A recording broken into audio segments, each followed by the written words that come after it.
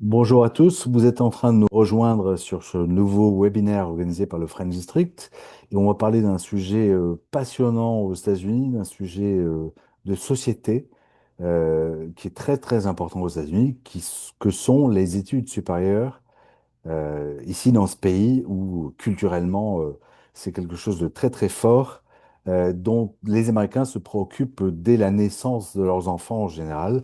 Et c'est pour ça que je suis entouré aujourd'hui de trois personnes qui savent de quoi elles parlent sur notamment le financement, la fiscalité et puis comment ça se passe les études, l'admission, notamment avec Morgane qui va nous parler de ça. Donc j'ai le plaisir d'avoir Morgane, Adrien et Olivier de USA France Financials, avec qui nous organisons beaucoup de webinaires sur des sujets différents, mais qui touchent souvent un peu au même sujet, qui est voilà, comment au mieux utiliser son argent. Et là, on va parler des études supérieures aux États-Unis. Merci beaucoup à tous. Je rappelle que très rapidement, avant de vous laisser la parole, que ce webinaire est enregistré. Vous pouvez le revoir dans son intégralité bientôt sur notre chaîne YouTube et sur le Friendly bien sûr.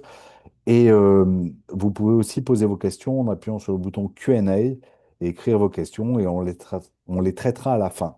Voilà, Olivier, Morgan et Adrien, je vous laisse la parole. Merci d'être là.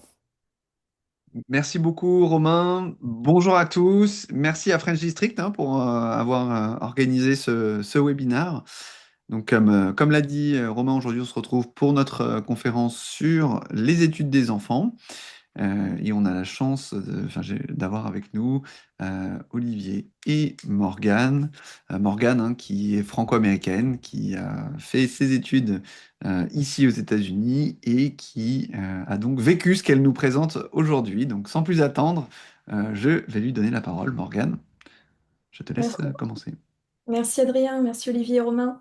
Merci aussi à tous d'être présents sur ce webinaire d'aujourd'hui. C'est un sujet qui me tient vraiment à cœur. Comme Adrien l'a mentionné, je suis passée à travers le process il y a des années. Donc c'est un plaisir de partager ces do's and don'ts avec vous. Donc, pour le programme aujourd'hui, on va revoir plusieurs choses ensemble, comme l'a mentionné Romain. En début de présentation, on va revoir le process universitaire aux États-Unis, le timeline, apprendre quels sont les différents types d'écoles en termes d'écoles supérieures aux États-Unis, les coûts, qui est une des questions qu'on a les plus souvent, et finalement, on va transitionner pour la partie d'aide fédérale, donc aide publique avec le gouvernement américain, mais aussi les options de financement privé et comment s'y préparer. Alors, on va commencer avec les différents types d'enseignement supérieur aux États-Unis. Il y en a trois. Les universities, colleges et trade schools. Ici, quand on parle de universities, c'est vraiment, je dirais, bon, l'université classique. Ça peut être une école qui est publique, privée. Et ce sont des programmes de 4 ans, ce qu'on appelle un bachelor aux États-Unis. Ensuite, on a les colleges. Ici, les colleges, c'est généralement des écoles qui sont plus petites en taille comparées à une université. Ça peut être des programmes de 2 ou 4 ans. Ici, on entend souvent parler d'un community college. Qu'est-ce que c'est? Donc, c'est une école qui est liée au township où on habite. Ça sera un collège qui est public. Et ici, généralement, les coûts sont beaucoup plus favorables, donc beaucoup moins chers qu'une université typique ou qu'un collège privé. Certaines personnes, quand on regarde l'optimisation des frais universitaires, ce qui peut être une solution, c'est de faire soit 4 ans dans un community college ou 2 ans et finir les dernières 2 années dans une université. Donc, tout à fait possible de soit faire 4 ans dans une université, 4 ans dans un college ou 2 ans dans un college et 2 ans dans l'université. Et pour terminer, le trade school qui est des écoles donc professionnelles. Il y en a beaucoup à travers les États-Unis, à travers le monde entier aussi. Ici, c'est vraiment lié à une profession spécifique, que ce soit cuisinier, électricien, pâtissier. Donc voilà les options aux États-Unis. Je souhaite passer quelques minutes aussi pour parler des Ivy Leagues. C'est les universités qui sont les plus anciennes aux États-Unis. Je pense que tout le monde a déjà entendu parler de au moins Harvard. Harvard qui a été établi en 1636 aux États-Unis, avant la création même des États-Unis. Donc c'est vraiment intéressant de revoir l'histoire de ces 8 écoles aux États-Unis. Donc ces écoles sont toujours considérées comme les écoles les plus reconnues et prestigieuses, non seulement aux États-Unis, mais à travers le monde entier. Donc ici, il s'agit de 8 écoles qui sont des Ivy Leagues, tous bien sûr des universités privées, et ils sont tous situés dans le nord-est des États-Unis. Donc vraiment unique en termes de géographie ici. Bien sûr, c'est des écoles qui sont plus prestigieuses, donc les taux d'acceptation sont beaucoup plus challenging. qu'une université typique, je dirais. Et bien sûr aussi, les frais de tuition sont plus élevés de façon générale.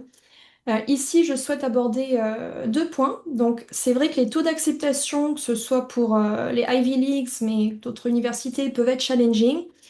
Ici, il est très important que votre enfant ait des bonnes notes, un bon GPA au lycée. À travers les 4 années, on va en parler dans quelques minutes aussi, et des bons scores en termes d'examen, donc SAT, ACT ou IB.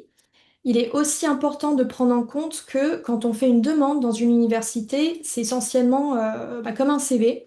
Donc, il cherche vraiment les étudiants qui ont un standard profile, des bonnes notes comme je l'ai mentionné, mais aussi des étudiants qui participent à différentes activités, donc que ce soit des clubs de business, de théâtre au lycée, ou des sports, tennis, foot, et qui font du community service. On sait qu'aux États-Unis, c'est un point très important, giving back to the community. C'est important d'y commencer à l'avance, dès le lycée. Ça va vraiment vous aider à avoir une application, disons, qui est beaucoup plus favorable. Et le fait que votre enfant parle français, qui est certainement grandi entre les deux pays, la France et les États-Unis, il y a forte chance que son profil stand out plus qu'un Américain qui fait une demande dans une de ces universités.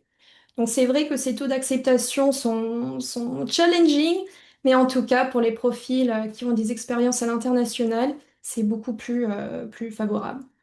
Frais de scolarité aussi, à partir de 2025, Harvard et maintenant d'autres universités Ivy League, ils ont publié que pour toutes les familles qui gagnent en dessous, selon les universités, de 250 ou 200 000, et si l'enfant a des bonnes notes bien sûr, ils offrent un full ride. Un full ride, cela veut dire que la tuition pour votre enfant du coup est zéro. Il n'y a qu'à payer le logement et les manuels et les frais.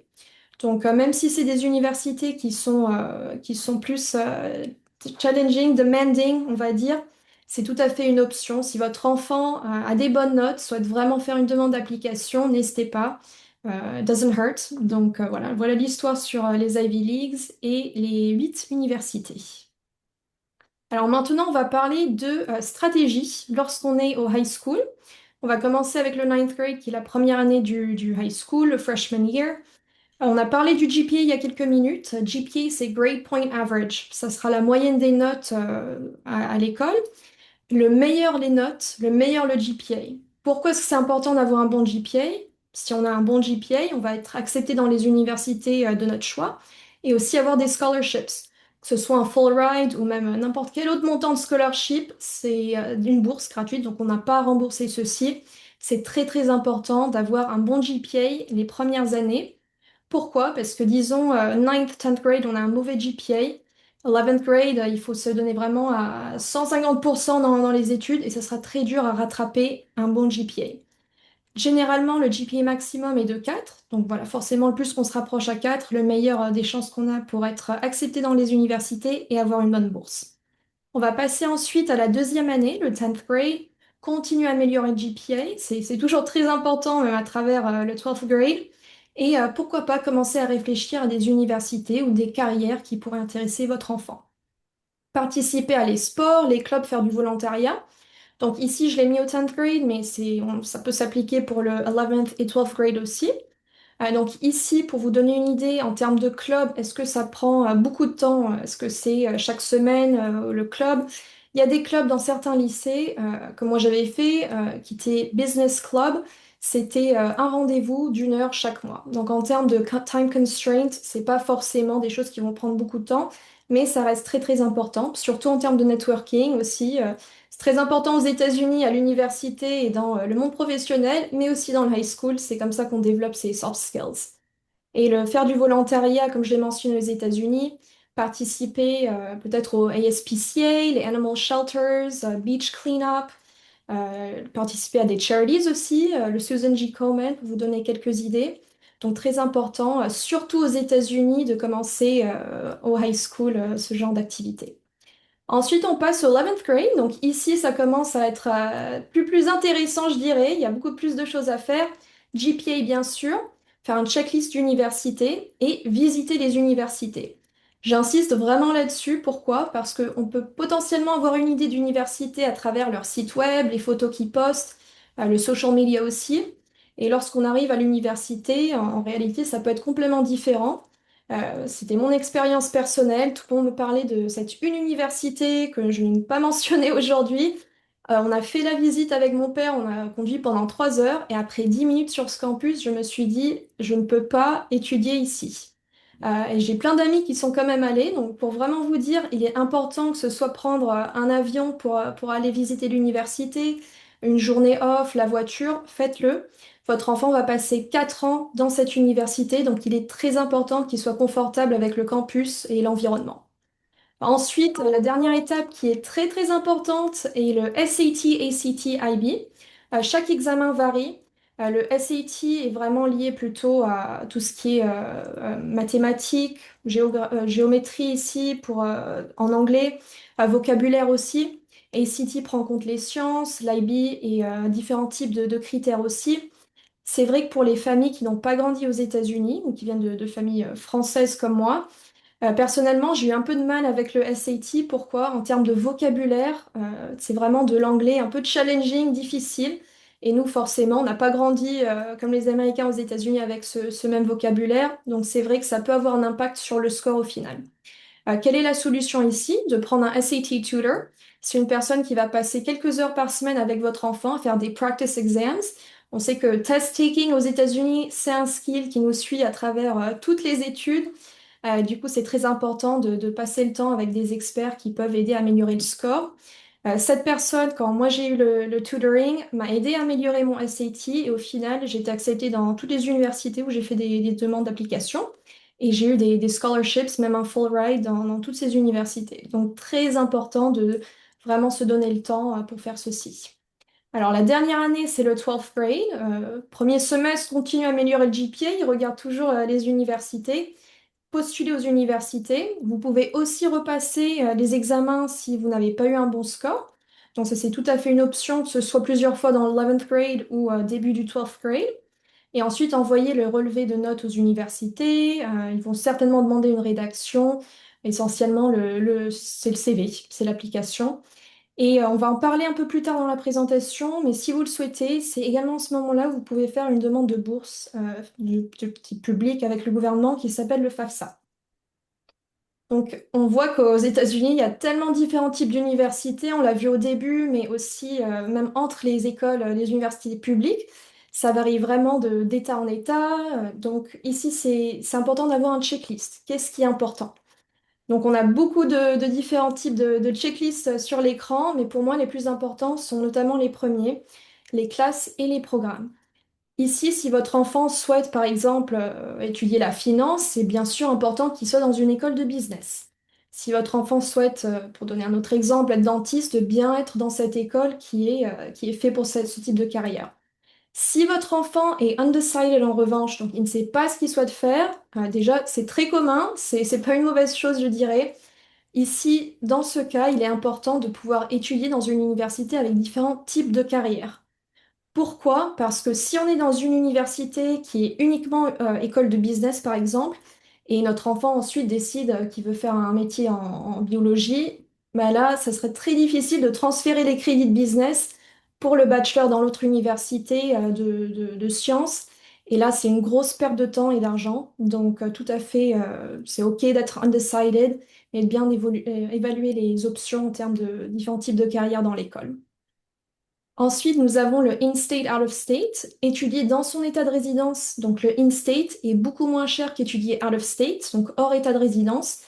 Généralement, le out-of-state est x2, x3 comparé à in-state. Donc, quand on regarde comment réduire les coûts universitaires, la recommandation est in-state. Et bien sûr, public, les écoles publiques seront moins coûteux que l'école privée. Une autre chose qui est importante à prendre en compte, c'est les taux d'acceptation et moyenne des notes. Donc ici, on va comparer le GPA et les résultats qu'on a eus dans les examens SAT, ACT ou le IB. Par exemple, si moi j'ai un GPA de 3,5 et l'université de mon rêve est GPA 4, ben là je sais que je ne vais pas forcément être acceptée dans cette université, donc je dois faire des applications dans des universités qui se rapprochent à mon GPA.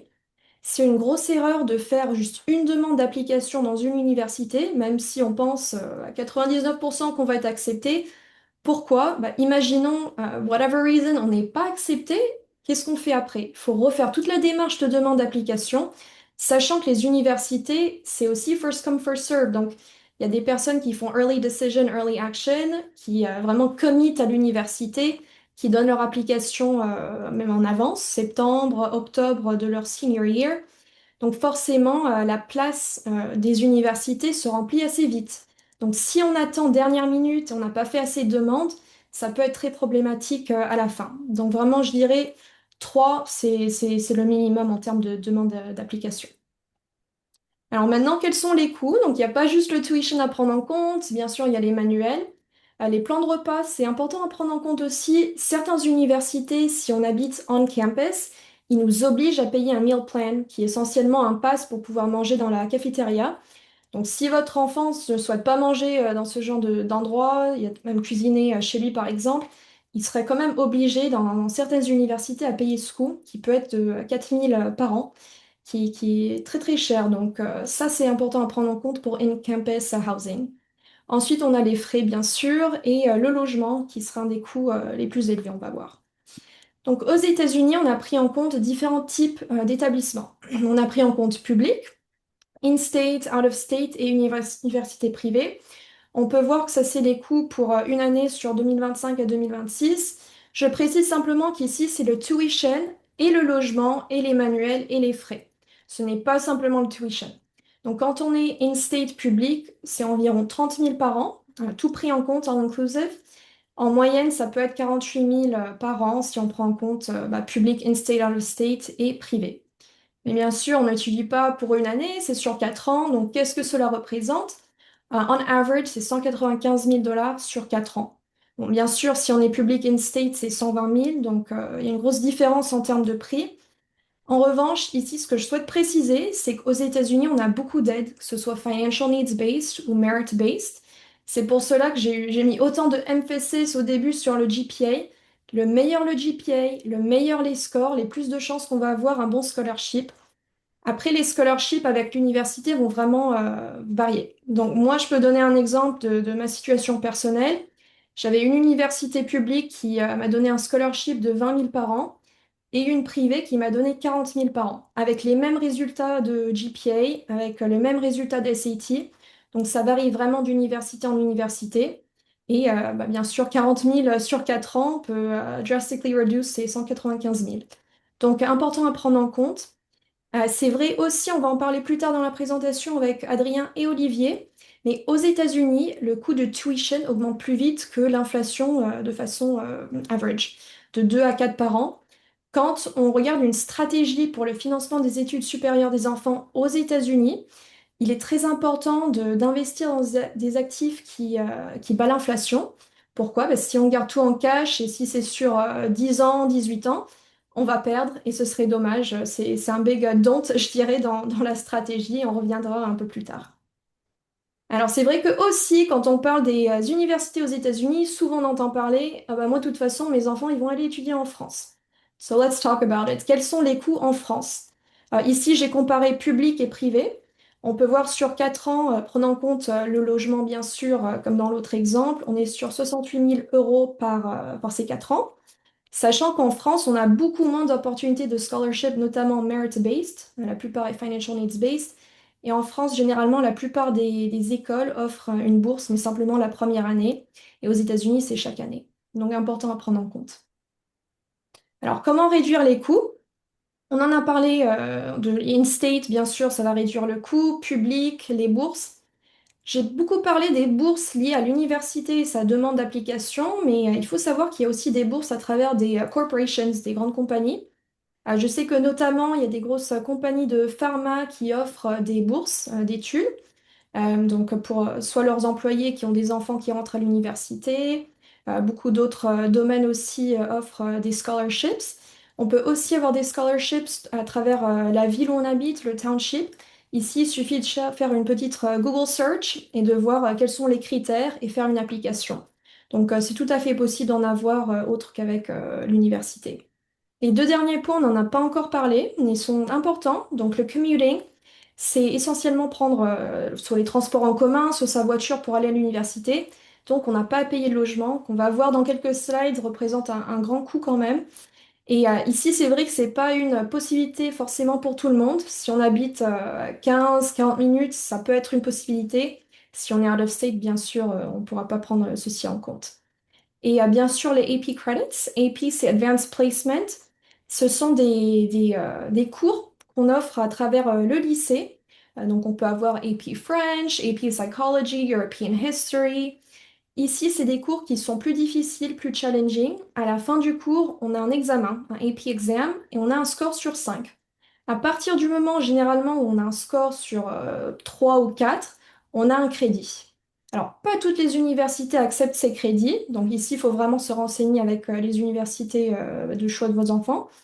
Mais si l'école accepte le crédit AP, généralement, on peut transférer ceci pour avoir son diplôme bachelor. Pour avoir un bachelor, donc un programme de 4 ans aux États-Unis, il faut un certain nombre de crédits. Le crédit universitaire est beaucoup plus cher que le crédit AP. Du coup, si on a beaucoup de AP credits, ça va être beaucoup moins cher en termes de coûts et votre enfant peut avoir une graduation beaucoup plus tôt que 4 ans. Donc ça, c'est tout à fait une possibilité aussi. Alors, on va prendre l'exemple concret de In-State, Out-of-State. Ici, on a Nadia et Raphaël qui sont tous les deux résidents de Pennsylvanie. Nadia étudie en Pennsylvanie et Raphaël en Floride, donc out of state. On peut voir qu'en termes de tuition, Raphaël out of state paye beaucoup plus sur un an que Nadia. Et on peut voir d'État en État, université en université, donc vraiment lié à la ville aussi, le room and board peut être plus cher. Ici en Floride, c'est beaucoup plus cher qu'en Philadelphie par exemple. Et chacun a son meal plan. Alors généralement, le meal plan ne va pas avoir une grosse différence de prix de ville en ville ou que ce soit d'État en État. Ça reste quand même un coût. Donc c'est vraiment pour les étudiants qui sont on campus et avoir les fine print aussi avec le in-campus housing. Donc ici, on peut voir juste sur un an, Nadia paye à peu près 10 000 dollars de moins que Raphaël en étant in-state. Dans l'exemple du commuting, ça a un gros impact aussi, je dirais un peu plus fort même que le in-state. Donc ici, on a Marie et François qui habitent en Pennsylvanie, qui étudient en Pennsylvanie. Le tuition, du coup, est le même pour les deux. Quelle est la différence? C'est que Marie, elle paye à peu près 1836 par an pour les transports en commun pour aller à l'école. Elle n'a pas à payer le meal plan ni le logement. Et François, lui, en revanche, il doit payer room and board et meal plan. Ça fait à peu près un savings de 12 000 par an en faisant cette option commuting. Donc je sais que c'est pas pour tout le monde, mais quand même important à y mentionner. Alors maintenant, on va parler de l'aide publique à travers le gouvernement américain, notamment le US Department of Education. Ici, il s'agit du FAFSA, le Free Application for Federal Student Aid. C'est un programme qui a été mis en place par le US Department of Education pour aider aux personnes à avoir de l'aide publique sous forme de prêt pour aller à l'université. Un point important ici, c'est que généralement, les personnes qui sont sous visa n'ont pas le droit de faire une demande de FAFSA. En revanche, carte verte est acceptée et bien sûr US Citizen. Donc, qu'est-ce que c'est essentiellement le FAFSA? Quels sont les détails? Donc, chaque année, si on souhaite avoir un prêt à travers le gouvernement, il faut faire une demande. Donc, ce n'est pas parce que la première année, j'ai fait une demande de FAFSA que je l'aurai chaque année. Ça refresh chaque an. On a deux types de prêts, on va rentrer en détail dans le prochain slide. Ce qui est très important et à prendre en compte dans le FAFSA, qui est, je dirais, un gros bénéfice que l'on n'a pas ailleurs, c'est qu'il y a un délai de grâce de 6 mois après l'obtention du diplôme. Donc 6 mois en freshman year, je fais une demande de FAFSA, je suis acceptée, FAFSA me donne, pour un exemple, 10 000 dollars. Pendant ces 4 prochaines années, je n'ai pas remboursé le 10 000, je n'ai pas de pénalité. Je vais commencer à devoir rembourser ce prêt 6 mois après ma graduation, donc essentiellement 4 ans et demi. Adrien va rentrer en détail aussi avec les prêts privés à travers les banques. Ici, bien sûr, avec les banques, si on a un prêt, il faut commencer à le rembourser tout de suite. On n'a pas ce délai de 4 ans et demi. Donc, c'est vraiment, je dirais, un gros bénéfice du FAFSA. Donc, ici, le prêt sera au nom de l'étudiant, pas au nom du parent. Et ils vont examiner, bien sûr, tout ce qui est W2, parents, enfants et les actifs de chacun. Ici aussi, important à prendre en compte que faire une demande de FAFSA n'a pas d'impact sur le credit score. Si on fait un prêt privé, en revanche, on aura un impact. Donc, quels sont les deux types de prêts? On a les subsidized loans. Donc ici, c'est vraiment des personnes qui ont besoin d'une aide financière, donc financial needs based. Ce sera le US Department of Education qui va payer l'intérêt sur ce prêt et pas l'étudiant. Donc très intéressant ici.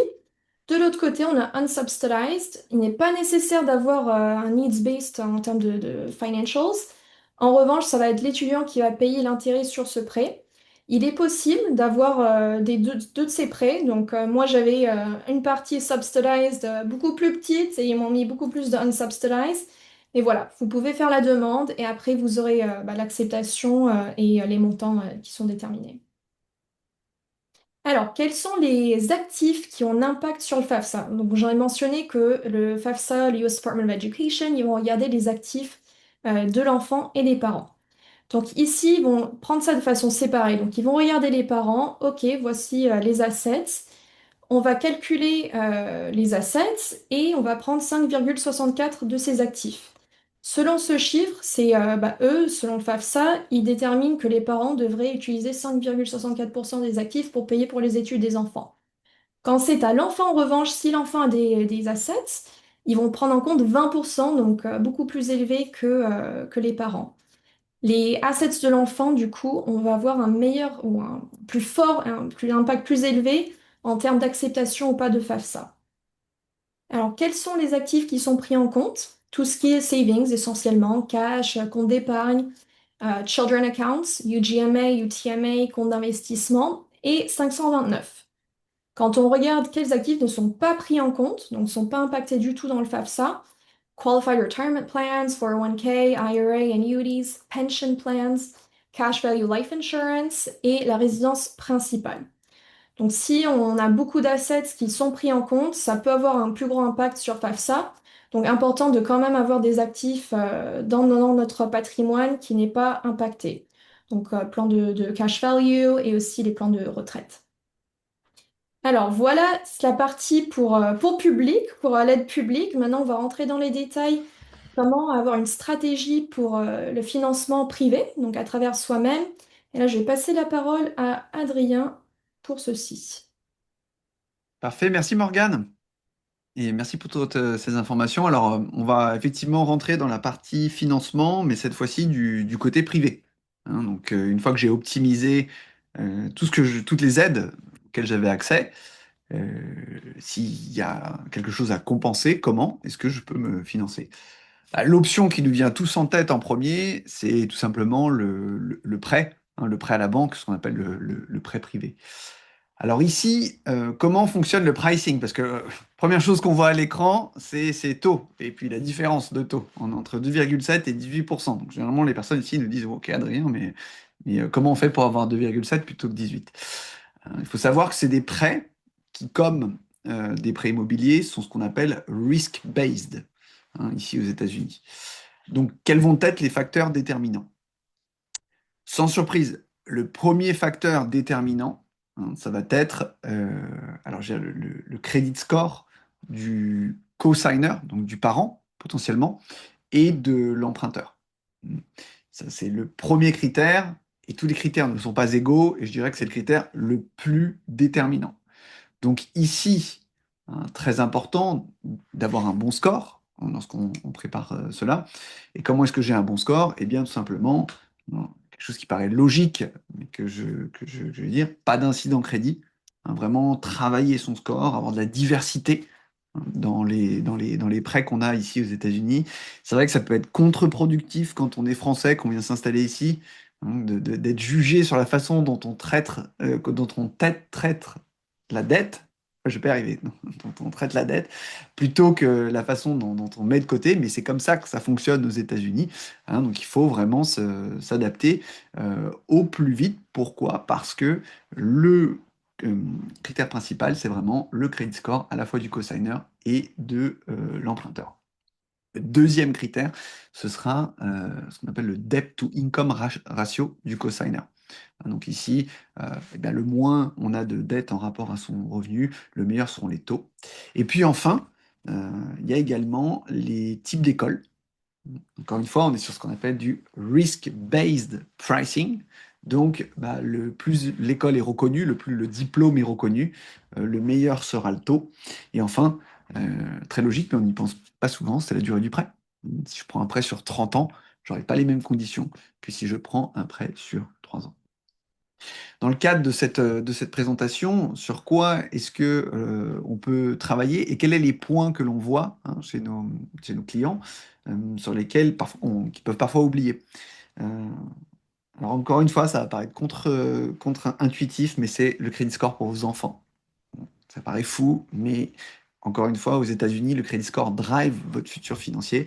Commencez idéalement entre 14 et 16 ans, hein, commencer à développer le crédit score de son enfant, ça fait sens. Ça fait sens pourquoi? Parce que lorsque mon enfant arrive en université et que potentiellement je me pose la question de faire un crédit, eh ben, il a déjà 3 à 4 ans d'historique. Alors, si en tant que parent on a bien géré les choses, il n'aura pas de late payment, pas d'utilisation. Il est donc dans les meilleurs.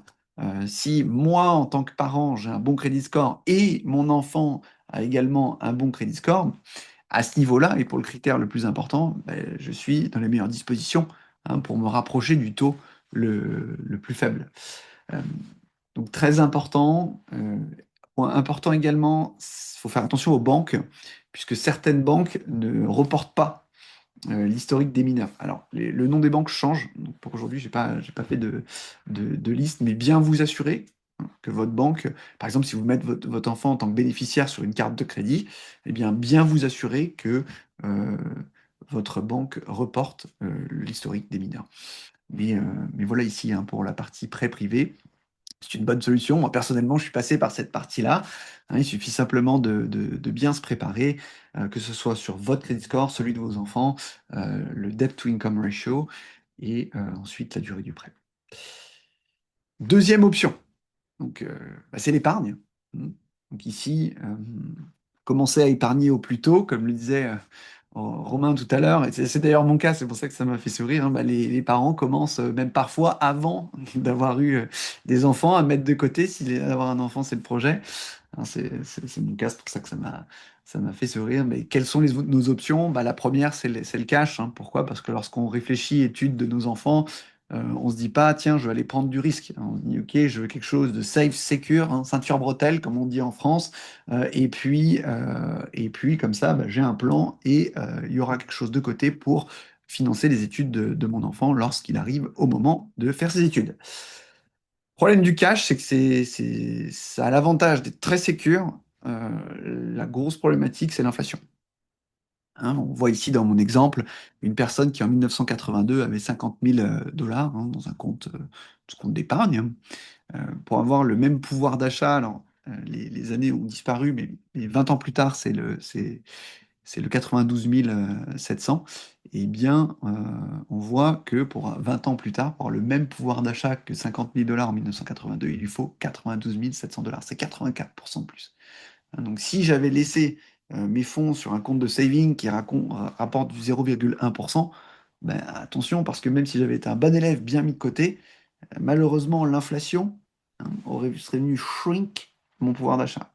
Et là, ce qu'on ne prend même pas en compte, c'est l'inflation du prix des études, hein, qui est encore plus forte que l'inflation euh, normale. Donc, le cash, c'est un bon outil. Mettre de côté, euh, c'est une pratique excellente le plus tôt possible. Hein. Mais par contre, il va falloir faire attention au taux de rendement de mon épargne hein, pour qu'elle fasse au moins face à l'inflation. Et d'ailleurs, c'est ce dont euh, mes collègues vont pouvoir vous parler. Donc, je vais peut-être donner la parole à Olivier, qui va parler dans un premier temps des problématiques successorales. Merci Adrien, merci Morgane et merci encore Romain. Donc, quand on parle des études, il y a un aspect que l'on oublie souvent, hein, c'est que les études elles peuvent être liées à un aspect successoral et à une problématique, notamment dans le cadre du financement des études de ses enfants. Il faut savoir que de façon générale, hein, le financement des études, il ne sera pas considéré en tant que tel comme une donation si ces fonds vont être versés directement à l'université. Et dans ce cadre-là, en plus, il faut que ce soit uniquement pour la partie couverture des frais de scolarité. Donc, lorsqu'on fait ce cheminement, d'un point de vue fiscal, l'administration américaine ne considère pas que c'est une donation, on est protégé, il n'y a pas de problématique. Et attention, si demain vous faites un virement sur le compte de vos enfants, par exemple, et c'est vos enfants qui versent les tuitions dans le cadre des études, là, ce sera considéré une donation parce qu'on considérera que vous avez donné du cash à vos enfants. Donc ça, c'est le premier critère. En revanche, attention, tout ce qui est lié et qui va autour du financement des études des enfants, notamment les dépenses destinées au logement ou à la nourriture, vont, eux, être considérés comme une donation entre parents-enfants. Alors, vous allez me dire, ce n'est pas une problématique parce qu'il est vrai qu'aux États-Unis, de façon générale, hein, lorsque l'on est domicilié fiscalement aux États-Unis, nous avons droit à un abattement de 15 millions de dollars. Donc, pour un couple, ça fait 30 millions de dollars. Donc, on pourrait dire qu'on est bien au-dessus. Mais attention tout de même, dès lors que vous avez une donation qui dépasse 19 000 dollars, nous avons l'obligation aux États-Unis de faire une déclaration de donation chaque année. Hein. Et donc, dans le cas du financement des études, il y a de fortes chances que vous fassiez des donations, puisque bien évidemment, vous n'avez pas payé uniquement les frais de scolarité, il y aura tout ce qui sera autour dans ce cadre-là. Et donc, on parlera après justement avec Morgane, qu'est-ce qui permet aussi d'éviter ces aspects-là. Donc, faites attention à cette problématique-là, parce que si vous oubliez par défaut d'effectuer cette déclaration-là, vous pouvez avoir des pénalités qui peuvent être de 20% du montant qu'on a omis de déclarer. Alors, c'est dommage, parce qu'à la base, on n'a pas d'impôt à payer, puisqu'on a le droit de 15 millions de dollars. En revanche, on peut être dans une situation, certains d'entre vous, si vous n'avez pas la carte verte, vous n'êtes pas citoyen américain, par exemple un visa, et dans ce cadre-là, vous financez les études de vos enfants, là, on va être considéré comme étant une donation sans abattement. Donc, on peut avoir une problématique fiscale, parce que si je me trouve dans une situation où je donne plus que 19 000 dollars par an à mes enfants et que j'ai un visa, malheureusement, on n'a pas d'abattement aux États-Unis, et là, on peut avoir une problématique de donation. Donc, soyez quand même prudents sur cet aspect-là, parce qu'on l'oublie souvent, qu'on peut avoir une problématique fiscale et successorale. Après, quand on a passé cet aspect-là, vous allez avoir dans la slide suivante, en fait, une première source de financement que l'on peut utiliser en cas de l'éducation de ses enfants. Donc, on a les plans de retraite que tout le monde connaît aux États-Unis, hein, ce qu'on appelle notamment les IRA. Hein, donc, on distingue deux catégories, hein, les traditionnels et Roth. Hein, on va en parler après, dans lesquels nous avons la possibilité chaque année, hein, de mettre jusqu'à 7 500 dollars par an si nous avons moins de 50 ans et 1 600 dollars par an si nous avons plus de 50 ans. Alors, ce qu'il faut savoir, c'est qu'en général, quand on a ce type de plan de retraite aux États-Unis, si on les utilise avant 59 ans et demi, pour des raisons diverses et variées, nous avons par défaut une pénalité de 10%. Après, on a un aspect fiscal également, attention, on paye toujours ses impôts, mais on avait une pénalité qui s'applique de 10%. Ce qu'il faut savoir, c'est qu'il y a des exceptions pour avoir ces pénalités de 10%. Et le financement des études supérieures de ces enfants font partie des exceptions. C'est-à-dire que je vais pouvoir utiliser mes comptes de retraite pour financer les études de mes enfants, tout en évitant la pénalité de 10%. Attention, en revanche, tous les gains qui ont été générés dans ces plans de retraite, on va en parler après, que ce soit provenant d'un Roth ou d'un traditionnel, tous les gains générés par ces plans de retraite-là feront l'objet d'une fiscalité du côté américain. Donc, on ne va pas échapper à la fiscalité, hein, c'est-à-dire on va devoir quand même payer un impôt sur le revenu sur ces plans de retraite. En revanche, on va permettre d'éviter d'avoir les pénalités. Ce qui est assez intéressant parce que ça vous permet aussi d'avoir un effet levier, de vous dire, ben moi, je continue à avoir des plans de retraite chaque année. Je bénéficie de la fiscalité différée, donc plutôt que de mettre sur un compte savings classique, par exemple, qui génère des intérêts pour lesquels je leur paye un impôt chaque année, là, je mets sur des placements de retraite qui vont être placés sur les marchés financiers, qui vont générer des revenus. Ces revenus ne vont pas être fiscalisés puisque c'est des revenus différés, et je pourrai les utiliser une des possibilités pour financer les études de mes enfants. Si je n'en ai pas besoin, c'est bien, mais c'est important de le connaître. En revanche, comme indiqué dans cette slide, attention, un tout retrait dans le cadre de ces plans de retraite sera considéré qu'on a un revenu dans le cadre du FASFAD, ce que évoqué tout à l'heure Morgane, donc il faut quand même le comprendre. Donc, comme on vient d'évoquer, deux catégories de plans de retraite aux États-Unis, ce qu'on appelle les traditionnels et les Roth. Les traditionnels, c'est ce qu'on appelle les pré-tax plans, et les Roth, les after-tax plans. Qu'est-ce que ça veut dire un pré-tax plan? Ça veut dire que lorsque je contribue à ces plans de retraite, j'ai une déduction fiscale, donc je vais déduire de mes revenus les contributions à ces plans de retraite, dans les limites que j'ai évoquées tout à l'heure dans le cas des IRA. Donc, je vais pouvoir réduire mon revenu imposable, c'est pour ça qu'on dit que c'est du pré-tax. Je vais pouvoir faire grandir ces placements sans devoir payer de fiscalité aujourd'hui. En revanche, au moment du retrait, je serai imposé dès le premier dollar, ce qu'on appelle du pré-tax. Donc, tout ce que je vais retirer dans le cas des plans de retraite fera l'objet d'une fiscalité. Également, à partir de ma 73e année, aux États-Unis, nous avons l'obligation, dans le cas des pré-tax plans, des traditionnels, de prendre chaque année un montant minimum de ces plans de retraite. C'est ce qu'on appelle le R&D. Hein, et souvent, on l'oublie, mais ça peut avoir une donne importante. Et aussi également, comme je l'ai évoqué tout à l'heure, nous avons des pénalités en cas de retrait avant 59 ans et demi, sauf si on utilise pour certaines exceptions, et notamment, par exemple, dans le cas du financement des études de ces enfants, où je vais pouvoir avoir accès à ces plans de retraite sans payer de pénalité, mais je serai, n'oubliez pas, toujours fiscalisé, hein, comme un plan de retraite traditionnel, je vais devoir payer un impôt, mais je n'aurai pas, en plus de l'impôt à payer 10% de pénalité. Ça, c'est ce qu'on appelle le traditionnel plan. Le Roth IRA, qui est aussi connu, et de plus en plus connu d'ailleurs, ce qu'on appelle de l'after-tax. Là, c'est le miroir inverse, l'effet inverse, c'est-à-dire que je n'ai pas d'avantage fiscal quand j'y contribue. Donc, par exemple, quand on a des revenus, on a des tranches d'imposition assez faibles, notamment dans le cas des enfants, il vaut mieux, quand on commence sa carrière, commencer par des Roth, parce que finalement, on ne cherche pas les déductions fiscales. Mais le gros avantage que l'on va avoir, c'est que je n'aurai jamais de fiscalité sur ces plans de retraite. Ça veut dire quoi? Ça veut dire que ces plans de retraite vont grandir, et tous les revenus qui vont être générés, même si j'ai triplé, quadruplé mon capital, ne feront jamais l'objet d'une fiscalité dès lors que je le retire après 59 ans et demi. C'est important ce point-là parce qu'il faut attendre pour avoir l'exonération de cette fiscalité 59 ans et demi pour retirer ces plans de retraite. Donc, c'est un avantage qui est assez intéressant. Également, nous n'avons pas l'obligation de retirer à partir de 73 ans, comme on l'avait tout à l'heure, ce qu'on appelle le RMD. On n'a pas le RMD dans le cas des Roth IRA, donc c'est quand même assez intéressant aussi. Et aussi également, donc n'oubliez pas, je vais pouvoir utiliser ce Roth dans le cadre du financement des études de mes enfants. Sauf que là, malheureusement, quand je vais retirer avant 59 ans et demi, je n'aurai pas la pénalité des 10%, mais je ne vais pas avoir l'avantage fiscal. Ça veut dire quoi? Ça veut dire que tous les gains qui ont été générés dans le cadre de ces Roth, si je dépasse mon capital en termes de retrait, tous les gains cumulés, je devrais payer un impôt à ce moment-là pour financer les études de mes enfants.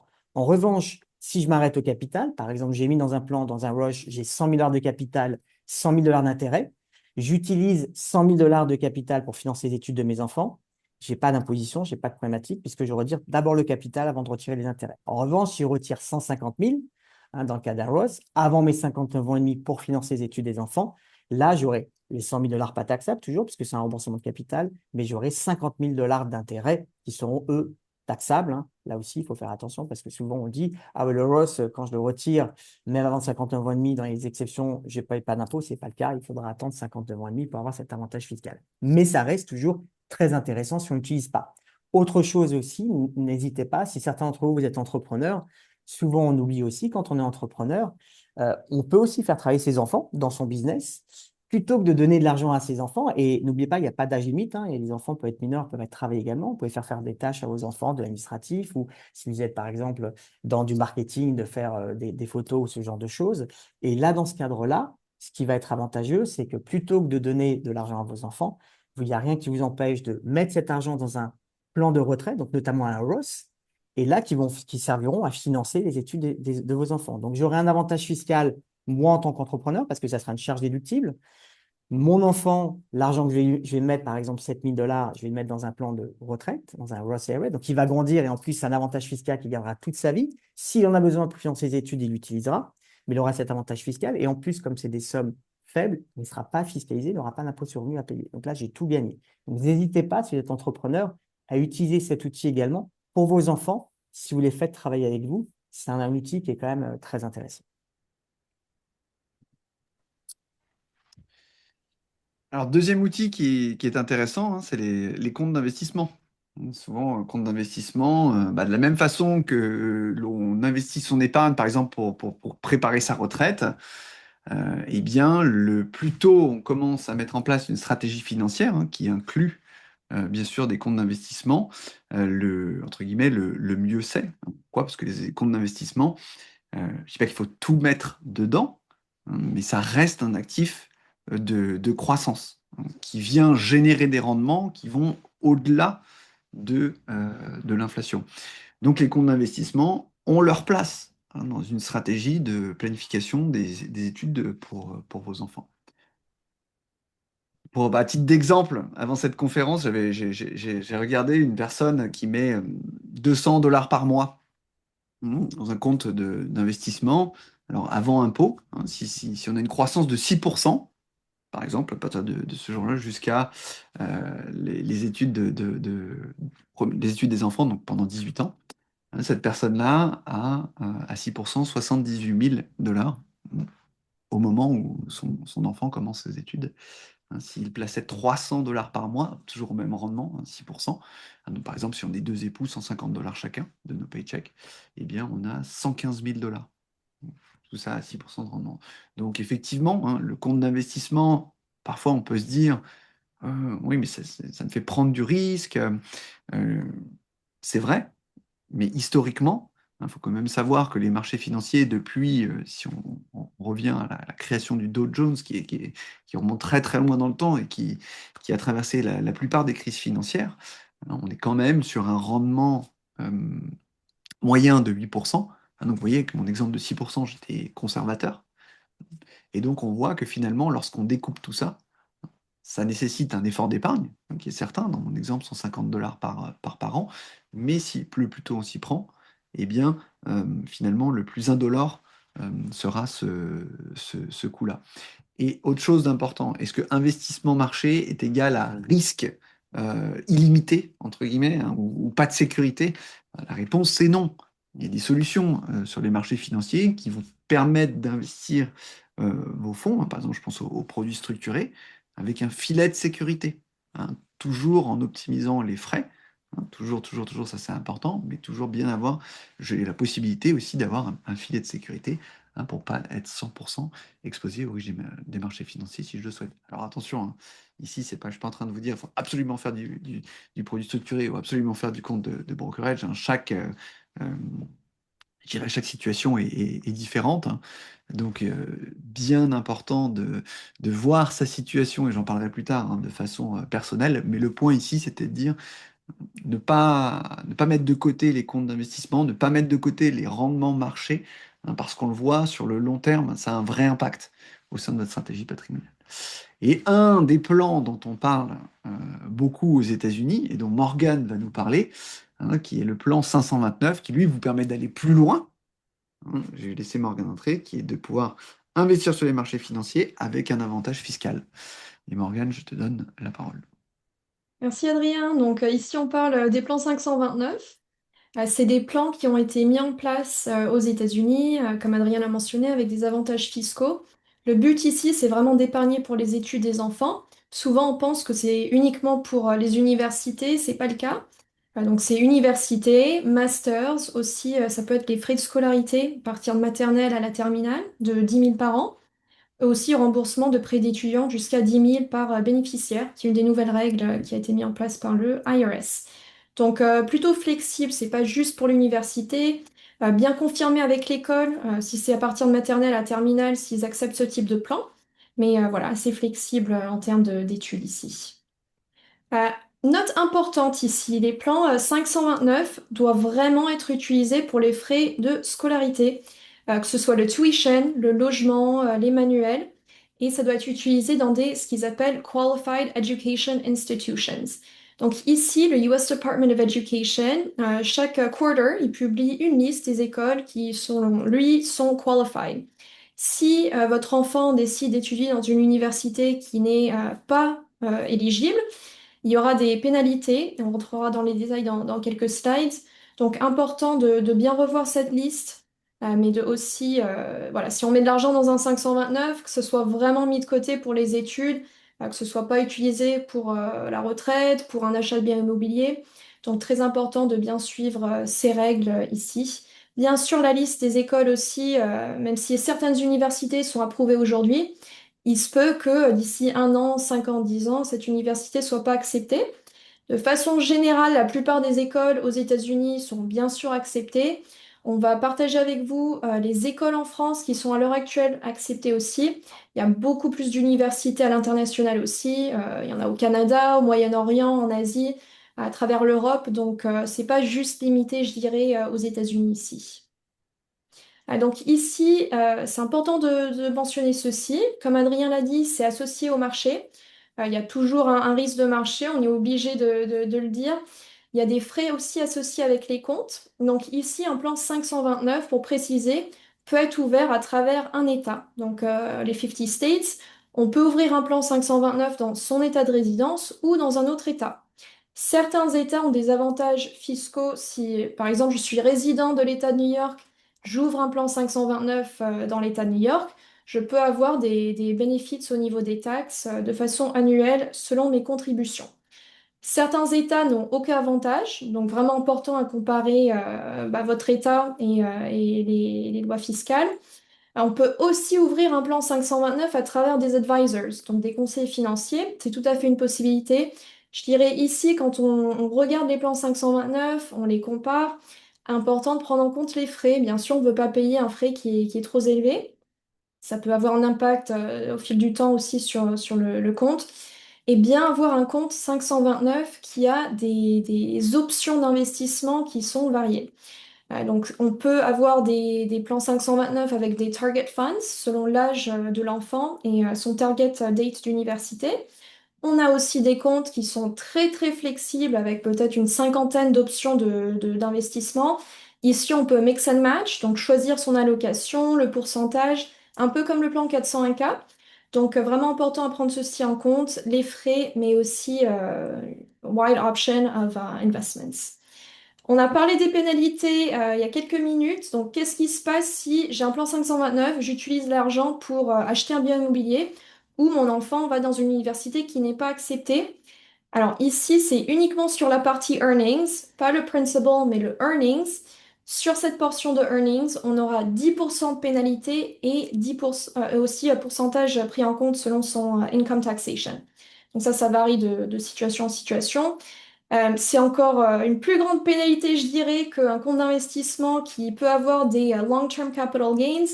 Pourquoi? Bah, c'est vrai que quand on détient un compte d'investissement, des actions plus de 1 an et un jour, on les revend, on a un taxation qui est beaucoup plus favorable que income taxation, surtout pour les personnes qui sont dans les high tax brackets. Donc ici, le gouvernement a vraiment mis en place ces comptes pour épargner pour les études et pour suivre les règles. Donc, c'est important de prendre ceci en compte. Et je vais donner la parole à Olivier en point de vue de si on rentre en France, on n'est pas US citizen, on n'a pas carte verte, qu'est-ce qui se passe avec ces plans 529? Merci Morgane. Donc effectivement, hein, si demain vous rentrez en France, premier cas de figure avec un passeport américain, là vous êtes couvert en fait par la convention fiscale hein, qui dit que de toute façon, à partir du moment où vous conservez des avoirs financiers aux États-Unis, les revenus de ces avoirs financiers restent taxables dans le lieu de résidence, hein, quand bien même ils peuvent être exonérés d'impôts, comme c'est le cas dans le cas d'un 529. En revanche, si demain vous rentrez vivre en France et que vous n'êtes donc pas ni titulaire du passeport américain et ni de la carte verte, comme l'a évoqué Morgane, dans ce cadre-là, malheureusement, vous serez assujetti à la fiscalité française et dans la mesure où ça va être considéré comme un plan d'investissement traditionnel, la France vous taxera, va assujettir les gains réalisés dans le cadre des C529, quand bien même ils sont qualifiés d'un point de vue américain, malheureusement, on aura le boomerang du côté de la fiscalité française et on sera assujetti donc à la flat tax. Alors là, ce sera considéré pour du coup comme du capital gain en fiscalité française et le capital gain est taxé en France à un peu plus de 31% maintenant dans ce cadre-là. Donc attention si vous rentrez, bien évidemment, comme le dit Morgan, et que vous n'êtes pas titulaire du passeport américain, vous serez exposé fiscalement dans ce cadre-là. Merci Olivier. Donc ici, en termes du plan 529, quelle est la stratégie à adopter? On a vu que les actifs du 529 sont pris en compte dans le cadre du FAFSA. Les parents sont pris à peu près, leurs actifs à peu près 5%, 5,5% et l'enfant 20%. Donc, quelle est la stratégie si on souhaite ouvrir un 529? Ici, la recommandation serait que ce soit le parent qui ouvre ce compte. Pourquoi? C'est le parent qui va garder, bien sûr, contrôle du compte, pas l'enfant. Et c'est le parent qui peut choisir le beneficiary. Donc, ici, ça apporte beaucoup plus de contrôle, de flexibilité et ça aura moins d'impact sur la demande de FAFSA aussi. Donc ensuite, je vais laisser Olivier, je vais te laisser la parole pour les options en termes de qu'est-ce qui se passe si on a fini les études. J'avais 100 000 dollars dans le 529, j'ai utilisé la plupart pour les études et maintenant il reste de l'argent. Qu'est-ce qu'on peut faire?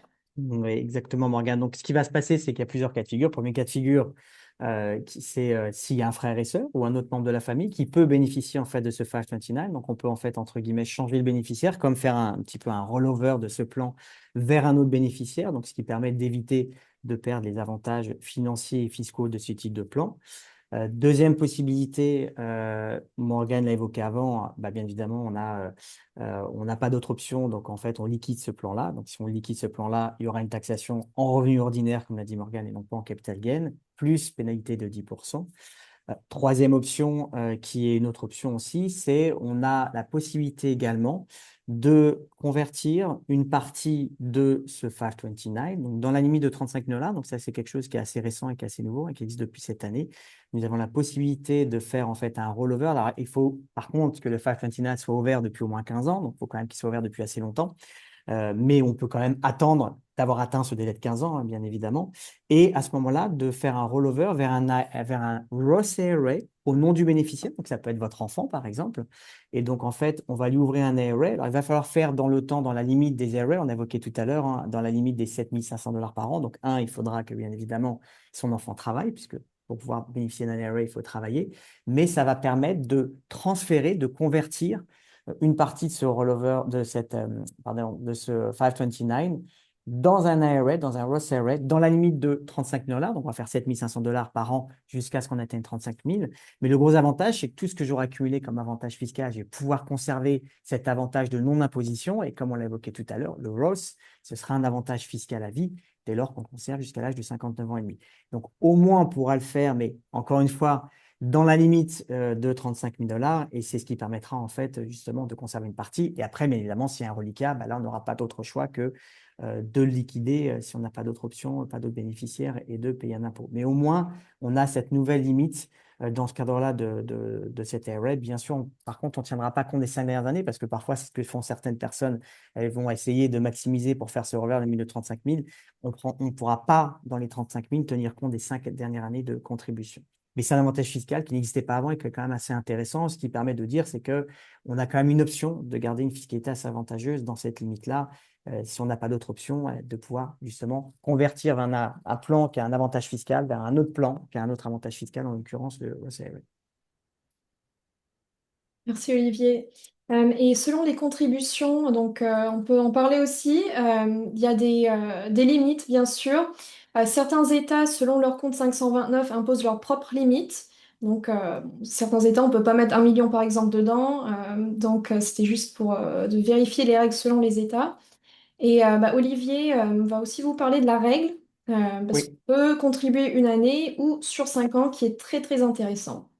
Absolument. Donc, comme tout à l'heure, on l'a évoqué, hein, la problématique, c'est qu'on peut se retrouver dans une situation où, dès lors qu'on finance les études des enfants, si ça dépasse 19 000 $, on a une obligation déclarative et de déposer donc une déclaration fiscale. Dans le cas des 529, ce que vous permet l'administration fiscale, c'est de dire, vous avez la possibilité de prendre 5 années en avance, donc l'équivalent de 19 000 $ fois 5, ce qui fait en fait 95 000 $ par bénéficiaire, ça fait pour un couple 190 000 $, sans devoir pour autant déposer une déclaration fiscale en considérant que vous avez fait une donation.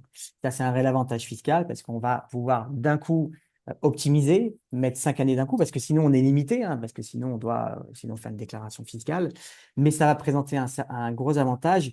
Et n'oubliez pas l'autre chose du 529, et je l'ai vu dans une des questions, mais comme on est sur le sujet, c'est que dans le cas du 529, on peut non seulement financer la scolarité, mais également le logement dans certains cas, ce qui est quand même super avantageux, parce que du coup, dans ce cadre-là, on va pouvoir financer du logement sans que ce soit considéré indirectement comme une donation. Donc, la problématique qu'on avait tout à l'heure en devant déposer une déclaration fiscale pour tout ce qu'on mettait à côté, si on le fait dans le cas d'un 529, comme on a contribué dès le départ, là, on n'aura pas cette problématique fiscale au moment où le 529 va être utilisé. Donc, un vrai avantage dans ce cadre-là, de mettre en one shot, en fait, l'équivalent de 5 années de contribution. Donc, ça fait quand même 190 000 $ sans devoir, encore une fois, j'insiste bien, considérer que c'est une donation et de devoir déposer une déclaration de donation. Et puis, comme tu l'as dit tout à l'heure, Morgane, hein, bien évidemment, hein, on a toujours les pénalités de 10% et en cas de retrait pour financer autre chose que les études des enfants dans ce cadre-là, plus la fiscalité ordinaire. En plus, contribuer à d'un coup 190 000 si on a la possibilité, on profite de 5 années de compounding effect. Ouais. Et ça peut avoir un gros avantage si on contribue sur plusieurs années, donc important à prendre en compte aussi. Donc ici, on a parlé de la pénalité, le income taxation. Donc, je partage avec vous la liste. En France, voici les universités à l'heure actuelle qui sont acceptées. Je confirme que ce n'est pas garanti qu'ils soient acceptés à travers les prochaines années. C'est la liste d'aujourd'hui. On a 4 écoles en Suisse, 2 écoles plutôt un peu francophones au Canada, donc McGill, Concordia, plus au Canada aussi. Pourquoi est-ce que j'ai mentionné McGill, Concordia? Pour tous les enfants qui ont un passeport français, s'ils souhaitent étudier à McGill ou Concordia, ils auront le tuition du coup in-state, que ont les résidents qui habitent à Montréal ou au Canada. comparé à un out of state ou foreign fee qui est beaucoup plus élevé. Donc là, j'ai passé la parole à Adrien pour le dernier élément en termes de financement privé. Ouais, merci Morgane. Et c'est vrai que là, on a parlé de beaucoup d'investissements qui sont liés au marché financier, hein. Donc, on a parlé des comptes de retraite, IRA, Roth IRA, on a parlé des comptes de brokerage. On vient de terminer sur les comptes de 529, hein, qui ont un vrai avantage fiscal. Mais généralement, ce qu'on dit ici, c'est bien, mais tout ça, c'est lié au marché financier. Si je souhaite une solution euh, moins risquée, voire pas risquée, quelles sont mes options? Parce on a déterminé ensemble au tout début que le cash, c'était bien, mais ça perdait à cause de l'inflation. Bah, l'option, je dirais, la plus safe à notre disposition aujourd'hui, enfin, une des options les plus safe à notre disposition aujourd'hui, c'est l'assurance vie américaine, ce qu'on appelle les cash value life insurance américaines. Pourquoi?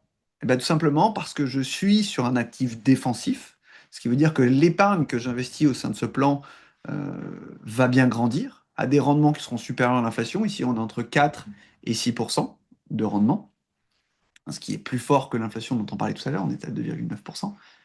Donc j'ai bien de la croissance, mais je ne prends aucun risque. Donc pour la partie défensive, hein, de ma stratégie de financement des études, ça fait complètement sens. Pourquoi? Parce qu'au-delà de ce rendement qui est safe and secured, j'ai un peu la même croissance dont parlait tout à l'heure Olivier sur le Roth IRA. C'est-à-dire que mon épargne qui est placée au sein de cette assurance vie-là va grandir de façon tax deferred et je vais pouvoir l'utiliser de façon tax-free, dans mon cas, pour financer les études de mes enfants. Donc un très bon actif défensif qui me permet de faire croître mon épargne à l'abri du risque des marchés financiers. Au-delà de cet aspect, hein, également de, je dirais de croissance et de taxation, j'ai aussi l'aspect de protection. Une assurance vie américaine, Cash Value Life Insurance américaine, elle a une assurance décès qui est un multiple de l'épargne investie. Donc bon, je le souhaite à personne, mais je dirais qu'un des avantages de ce produit, c'est si jamais il arrivait quelque chose, eh bien j'aurais aussi une assurance décès qui passerait à mes héritiers. Et donc, hein, dans mon cadre, eh bien, vous viendrez faire face à la perte de revenus suite à mon décès, malheureusement. Bon, alors, c'est pas l'avantage, je dirais, principal de cet outil. C'est pas pour ça qu'on va le faire. On va être positif, hein, aujourd'hui. On le fait simplement pour les rendements qui sont, je dirais, safe and secured et la fiscalité, hein, de ces rendements-là. En termes de flexibilité, est-ce que je peux avoir accès au fonds facilement? La réponse est oui, bien sûr. Hein, tant que l'assurance vie est bien structurée, l'idée c'est d'avoir accès au fonds rapidement euh, pour pouvoir faire face à cette dépense-là, hein. Et voilà, donc l'accumulation, hein, j'en ai parlé tout à l'heure, avait un beau potentiel de croissance. Et on a parlé également des taux. Je pense qu'on peut aller au slide suivant. Pour conclure, avant de passer à la partie questions, donc aujourd'hui, on a vu ensemble comment se préparer, hein, comment préparer ses enfants pour avoir les meilleures universités, ensuite le plus d'aide, euh, les meilleurs prêts. On a vu les outils que vous avez à votre disposition qui font sens dans le cadre d'une planification patrimoniale pour financer les études de ses enfants. Ce que j'ai envie de dire ici, c'est que de la même manière que vous allez planifier votre retraite, hein, on commence toujours très tôt à planifier sa retraite, et bien le plus tôt vous commencez à planifier les études de vos enfants, le mieux c'est et le plus indolore ce sera. Donc, très important, hein, de mettre en place une stratégie, parce qu'on a beaucoup d'outils à notre disposition ici aux États-Unis. Et comme je disais tout à l'heure, avec mon exemple du brokerage account, hein, si on prend l'exemple d'une famille qui met 150 dollars de côté je dirais, par an, qui les investit avec une vraie stratégie qui rapporte en moyenne du 6% de rendement par an, et bien on voit qu'ils arrivent à couvrir la majorité du coût des études, hein, puisqu'ils avaient 115 000 dollars au moment des études des enfants. Le point ici, c'est vraiment de dire que chaque stratégie est spécifique à chaque personne, à chaque enfant. Il faut y réfléchir le plus tôt possible. C'est pour ça que l'on est là, c'est pour ça que Morgane est là. Donc n'hésitez pas à nous poser vos questions, mais également n'hésitez pas à prendre rendez-vous avec Morgane, hein, qui pourra en parler de façon plus personnalisée avec vous. Hein, bien sûr qu'on offre cette consultation-là, il n'y a pas de frais pour la consultation que vous pourriez prendre avec Morgane, mais je vous le recommande fortement. Voilà pour cette présentation. Merci à tous. On va passer à la partie questions maintenant. Merci beaucoup Adrien, Morgane et Olivier. Je rappelle, parce que j'ai fait une très très brève introduction de qui vous êtes, que vous travaillez tous dans l'équipe de USA France Financials. Et la raison pour laquelle on a beaucoup de plaisir à vous écouter, c'est parce que je sais que vous accompagnez déjà depuis plusieurs années de nombreuses familles. Plus de combien de familles aujourd'hui aux États-Unis francophones vous accompagnez? 1800. 1800. Ouais. La dernière fois que je vous ai posé la question, c'était 500. Donc la croissance du nombre de familles est très très forte et félicitations et vous avez une légitimité bien particulière et très forte pour parler de ces sujets, évidemment. Voilà. Donc la première question, je vous laisse les lire ou je vous laisse les Oui, découvrir. Vous- je peux les faire, Romain, je si t'en tu prie, veux. vas-y. Alors, une question, première question que je vais prendre qui est pour moi, comment est-ce que je peux commencer à développer le crédit score de mon enfant euh, à ses 16 ans? Je vais même y répondre à partir des 14 ans, parce que c'était mon conseil tout à l'heure. Euh, sur vos cartes de crédit, tout simplement, hein. Vous les ajoutez en bénéficiaire. Alors, encore une fois, hein, faites attention à avoir ce qu'on appelle une carte propre, c'est-à-dire qu'il n'y ait pas de grosse balance sur la carte, qu'il n'y ait pas eu d'impayé sur cette carte, et bien appeler la banque pour être sûr qu'ils reportent les mineurs. Mais en gros, vous prenez le SSN, hein, de votre enfant et puis hop, on l'ajoute en tant que authorized user. Vous lui donnez pas la carte, chacun voit les choses comme on leur semble. Mais voilà, c'est le moyen le plus facile de commencer un credit score le plus tôt possible. Deuxième question. Alors, pour Morgane et Olivier, c'est au sujet du 529. Est-ce que payer les logements via un 529 est considéré comme une donation ou est-ce qu'il vaut mieux payer le logement directement? C'est ce qu'on a répondu comme question et la personne a remercié Ah oui, après un peu j'ai plus vu. bas. Ouais, parce qu'en fait, c'est effectivement, hein, c'est l'un des avantages du 529, c'est que on l'utilise aussi dans le cas du logement, donc ce ne sera pas considéré bien évidemment comme une donation puisqu'on l'a fondé à ce moment-là. Et après, une autre question pour toi, Olivier. Le super funding du plan 529, est-ce que on doit le faire à la contribution initiale ou à tout moment? Non, on peut le faire à tout moment également. Morgane, si tu veux compléter aussi, mais on peut le faire à tout moment, c'est super funding. Oui, juste pas dépasser, bien sûr, si dans une année on a fait ces 19 000, que dans C'est ça, cette même année on peut pas faire 180 000. exactement. Et il y a aussi, Olivier, un formulaire à remplir. Même si on n'a pas de pénalité, il faut quand même remplir le formulaire avec le IRS. Ouais, Hmm. absolument. Est-ce que l'on a une limite de revenus pour contribuer au plan 529? Pas de limite, c'est un benefit. Il y a des États aussi, comme j'ai mentionné, que surtout New York, si on ouvre un 529 dans l'État de New York, on peut avoir des déductions en termes des impôts. New Hmm. York Resident, New York 529. D'autres États offrent du tax benefit aussi, mais il y a une limite d'income, donc en dessous de 200 000 par exemple. C'est très spécifique à l'État en revanche, donc à bien lire les fine prints. Moi, j'avais eu en préparation de ce webinaire 4 questions qui m'étaient envoyées par des personnes qui se sont inscrites. Donc, je vais te les poser, enfin, vous les poser, Morgane et Olivier. Première question, est-ce que je peux ouvrir un plan 529 pour mes petits-enfants? Oui, on peut l'ouvrir pour les petits-enfants, entre époux même. Donc, s'il y a un qui décide de faire un master plus tard, on peut changer de beneficiary. Ça, c'est une possibilité. En revanche, Olivier, si tu peux juste confirmer, quand c'est des grands-parents qui font des types de donations aussi, je pense que ça peut avoir un impact. Oui, enfin, ce sera le même principe, hein, c'est-à-dire qu'effectivement, on aura l'abattement des 19 000 $, hein, on a les skip generation tax, mais il faudra aussi, on sera assujetti aux mêmes règles fiscales, à savoir les 19 000 $ par an dans ce cadre-là, en fait. Ouais.